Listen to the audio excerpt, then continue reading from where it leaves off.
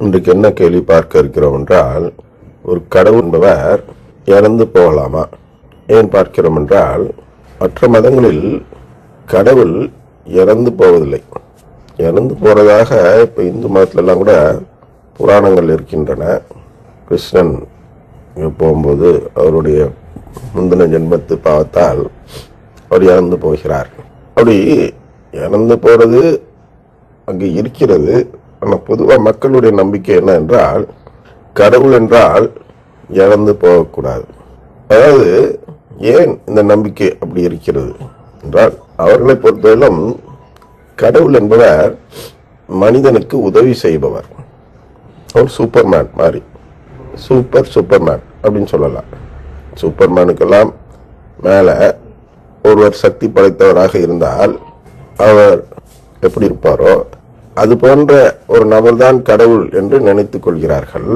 எனவே கடவுள் என்றதும் அவர் உதவிக்கு வர வேண்டும். சீமான் என்று ஒரு இயக்குனர் இருக்கிறார் அல்லவா, அந்த இயக்குனர் இந்த கேள்வி கேட்பார். எங்க கேட்டார் என்றால், காவிரி பிரச்சனைக்காக கல்லணையில் கூடுகிறார்கள். அங்கே ஒரு குருவானவரை பார்க்கிறார். அப்ப அந்த குருவானவரிடம் இதை கேட்கிறார்.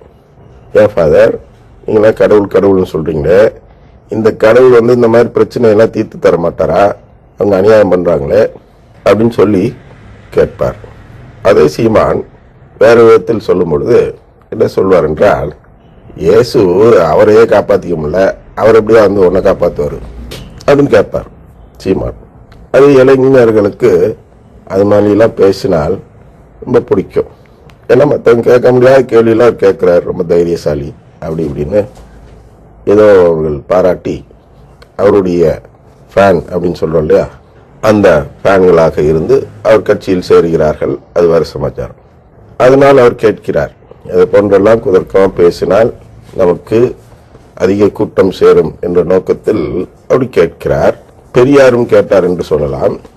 அதனால தான் கடவுள் இல்லைன்னு சொன்னார். கடவுள் உதவிக்கு வரணும்ல, இந்த சமூக அநீதிகள் இருக்கிறது அல்லவா, அதெல்லாம் கடவுள் இருந்தால் விட்டுருப்பாரா அப்படின்னு கேட்பார். அது ஒன்று எல்லோரும் கேட்பார்கள். மற்ற பொதுவாக உள்ள இந்துக்கள் ஏன் கிறிஸ்தவ மதத்தில் சேர்வதில்லை என்றால், என்ன சக்தி இருக்கிறது கிறிஸ்துவிடம்? அவரே முடியாதவரா சிலுவையில் தொங்குறாரு, அவர் எப்படி எனக்கு உதவாரு? ஏன் சாமி, நான் கும்பிட்டு இருக்க சாமி உதவுவது போல் உங்க கடவுள் எனக்கு உதவுவதில்லையே, அப்புறதுக்கு நான் கிறிஸ்தவனாக மாற வேண்டும் என்று கேட்பார்கள். இதெல்லாம் அவரவர்களுடைய சொந்த கருத்து. சொந்த கருத்துனா கடவுள் குறித்த சொந்த கருத்து. கடவுள் சாகக்கூடாது, கடவுள் என்றால் வேண்டியதும் உதவி செஞ்சு மனிதனை கஷ்டத்திலிருந்து காப்பாற்ற வேண்டும் என்றெல்லாம் ஒரு கருத்து நிலவுகிறது அல்லவா. அதெல்லாம் கடவுளுடைய பிரச்சனை இல்லை. அதுதான் நாம் என்ன செய்கிறோம் என்றால், முதல்ல நாம் கடவுள் யார், எதற்காக நாம் எல்லாம் பிறந்திருக்கிறோம் போன்ற கேள்விகளுக்கு பதில் தெரிந்து கொள்ள வேண்டும். அங்கே மற்ற மதத்தில் சொல்ல போனால், உதாரணமாக இஸ்லாமிய மதம் கூட எடுத்துக்கொண்டால், இயேசுவை அவர்கள் கடவுளாக ஏற்றுக்கொள்ளவில்லை, மாறாக நபி என்று ஏற்றுக்கொள்கிறார்கள், ஈசா நபி என்று. ஏன் அப்படி செய்கிறார்கள் என்றால், கடவுள் இறந்து போக மாட்டார் ஃபர்ஸ்ட். ரெண்டாவது, கடவுள் துன்பம், அதாவது சிலுவையெல்லாம் கஷ்டப்பட்டார் அல்லவா, அதெல்லாம் கடவுளுக்கு அதெல்லாம் வராது, அவர் எல்லாம் வல்லவர். அப்ப என்ன அப்படின்னா, யாரும் அவர்களை சாட்டையால் அடிச்சு துன்புறுத்தலாம் முடியாது அப்படின்னு அவங்க நம்புறாங்க இஸ்லாமியர்கள். அதனால இந்த இயேசு இறந்து விட்டதால் இத்தனை நபர்கள் அவர் மீது நம்பிக்கை வைப்பதை விட்டு விட்டார்கள்.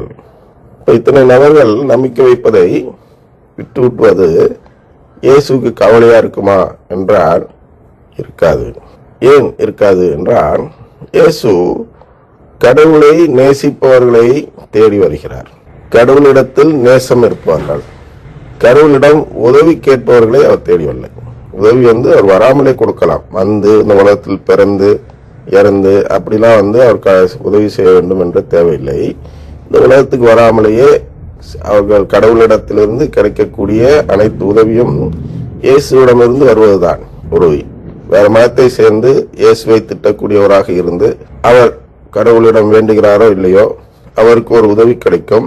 மற்றவர்களுக்கு கிடைப்பது போல் கடவுள் செயல் என்பதை சொல்கிறோம் அல்லவா, அது போன்ற உதவி கிடைக்கும். அப்படி கிடைப்பதும் இயேசு செய்யும் உதவிதான்.